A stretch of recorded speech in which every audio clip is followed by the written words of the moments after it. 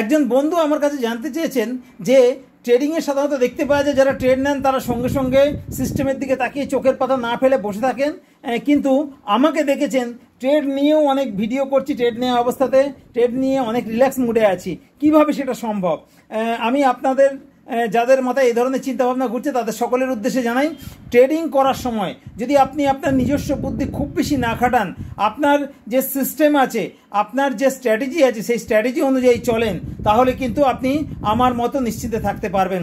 যেমন আমার স্ট্র্যাটেজি গত 11 তারিখে আমাকে 3টে নাগাদ, আনুমানিক 3টে নাগাদ একটা ট্রেড নিতে বলেছিল। আমি এই দেখুন দেখাচ্ছি আপনাদের, এই দেখুন এই রকম জায়গায় আমি 10 লট সেল করে দিয়েছিলাম 24,700 পিই, আর তার সঙ্গে 10 লট বাই করেছিলাম 24,200 পিই।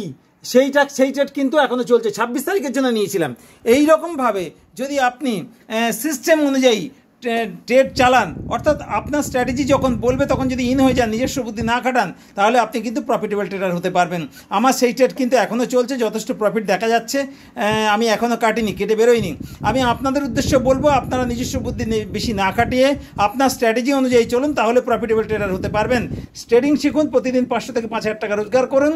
ট্রেডিং শিখুন, ট্রেডিং করুন, সুস্থ থাকুন, ভালো থাকুন। ধন্যবাদ।